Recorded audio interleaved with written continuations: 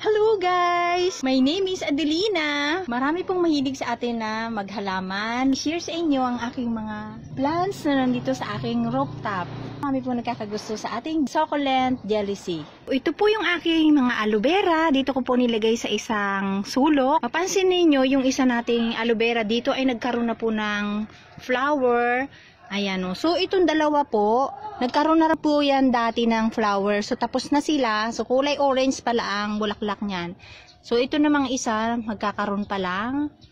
So, hindi naman po siya masyadong bumubuka, konti lang.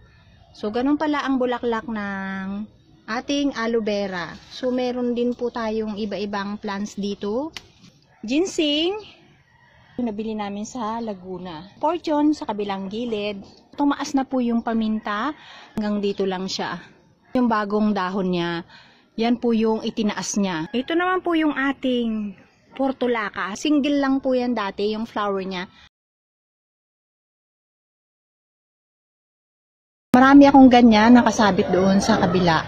So, ito po ang ating mga jealousy ay marami pong nagkakagusto. Pinaparami ko po sila. Cute po nilang tingnan dahil kahit maliliit po sila, pag nai-stress, maganda po silang tingnan.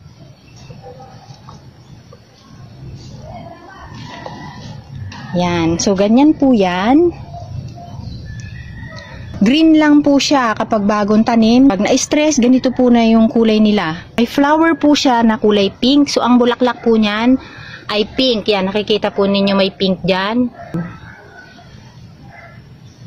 Kunti pa lang po yung flower niya. Minsan po, nagkakasabay-sabay sila. Ayan ngayon, isa lang po yung bumuka. So, pati yung shell ay tinataniman ko po. Ayan, nakuha ko lang ito doon sa probinsya. Ayan o. So, pantay-pantay na po siya kapag kumakapal. Ayan o. Tsaka matigas na siya kasi siksik na po. Pero pag bago pa lang po, medyo tumataas sila. Napuno na ng mga iba-ibang halaman na tumubo dyan. So, ayan. So, dito naman po sa side na to, iba-iba rin pong mga halaman. Yung iba po, nandyan sa itaas.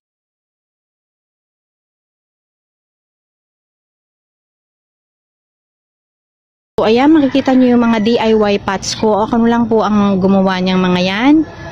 So, nandyan ang ating mga black prints at kung ano-ano pa. So, meron tayong mga flowering plant. Ilang linggo na po yan na namumulaklak. Hanggang ngayon, nandyan pa rin po yung kanyang bulaklak. So, yung black prints natin, hindi masyadong black dahil nga sunod-sunod ang ulan dahil may bagyo tayo. So, ganyan lang po sila. Hindi sila masyadong black. So, yan atin ang mga plants ko dito na inaalagaan. Ayan mga yan. Ay, hindi lang po cactus and succulent ang ating mga plants dito sa rooftop. So, iba-iba po. May house plant. Lahat na lang po ng pwede kong alagaan ay inaalagaan ko po. So, yung ating mga flowering plant, yung iba po natapos na yung pamumulakla. Kaya yung iba natuyo na. So, ayan siya. Mayroon din tayong cactus dyan sa ibaba. Tsaka mga jealousy. O yan.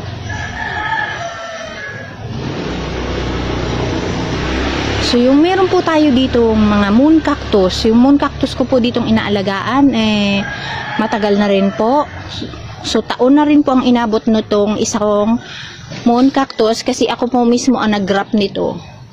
Nung ginrap ko to ay sobrang baby pa. So ngayon po, nanganak na siya. Marami na rin po siyang babies. Ang una kong video na meron po akong video na nag-wrap ako ng cactus. Ito po yun, ay ng moon cactus. Yan po. At saka meron po tayong bulaklak ng moon cactus guys. Ayan, nakita nyo dito na may flower na po ang ating moon cactus.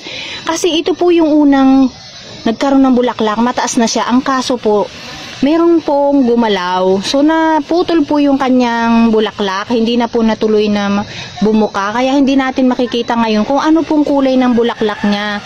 Sayang naman po. So, maghihintay na naman po tayo na mamulaklak siya uli para makita natin kung anong kulay niya. So, ito, tingnan natin kung anong magiging kulay niya. Ako, ngayon lang po makakita ng bulaklak ng moon cactus kasi noon nag-aalaga na talaga ako ng moon cactus. Hindi pa lang po nag-flower kasi hindi masyadong mainit doon sa luma kong garden. So, ayan ang ating mga inaalagaan dito guys na ating mga plants sa ating garden. So, ayan. So, meron tayong Vietnam rose dito na kulay red. So, tumitiklop na siya kasi medyo hapon na po. Dito naman po yung ating mga rare succulent na bagong tanim ko na galing Benguet. Nandyan siya. So, nandun din yung ating mga houseplant sa gilid. Ayan. So, ganito po yung aking ipinangbububong kapag umuulan. Ayan, plastic. Transparent lang po siya. Meron tayo ditong butterfly. Nagiging red po yan ng mapulang-mapula kapag na-stress. So, nagiging green pala siya. Yung iba po, kulay red din. Ayan. So, may bagong tanim tayo ditong Vietnam rose. So, yan po ang ating mga inaalagaan dito sa ating rooftop. Yan. Iba-iba pong plants.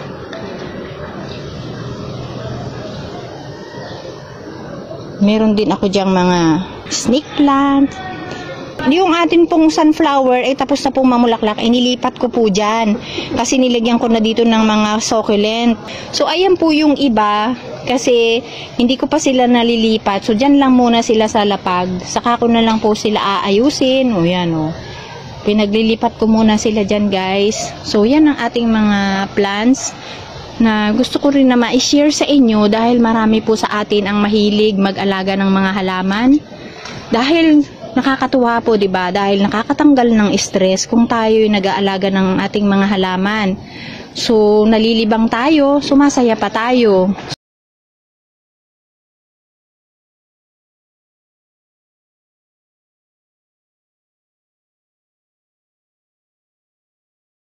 Ito naman yung namumulaklak. So, yung iba po na tuyo na yung ibang flower niya dyan, makikita nyo. So, yan ang ating pong garden.